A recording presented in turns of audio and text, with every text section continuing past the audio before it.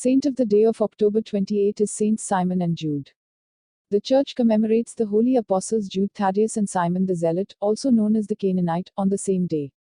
According to various ancient sources, they suffered martyrdom together in Persia, where they met after evangelizing other regions.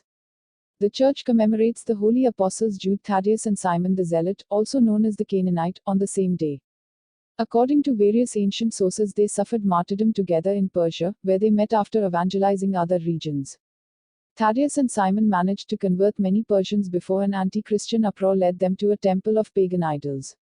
The two refused to deny Jesus Christ and gave one last sign to their persecutors, preceded by the words of Thaddeus, "So that you may know that these idols that you worship are false, out of them will come the demons that will break them."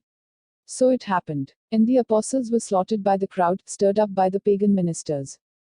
With regard to Saint Simon, it is the evangelist Luke who reports that he was nicknamed Zealot before knowing and following Jesus. The apostle probably belonged to the political religious movement of the Zealots, i.e., those who defended Jewish orthodoxy and rebelled against the Roman dominion, with some extremist deviations.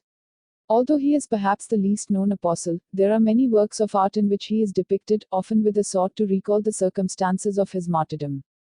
Jude Thaddeus, known as The, Saint of the Impossible, is the apostle who at the Last Supper questioned Jesus about his manifestation. "Lord, how is it that you will reveal yourself to us, but not to the world?"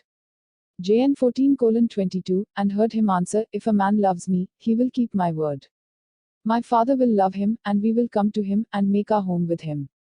He who does not love me does not keep my words." Since his father Alphaeus, according to the historian Hegesippus, was the brother of Saint Joseph, Jude Thaddeus was a cousin of Jesus. In this sense, the word brothers appears in the Gospels according to Matthew and Mark.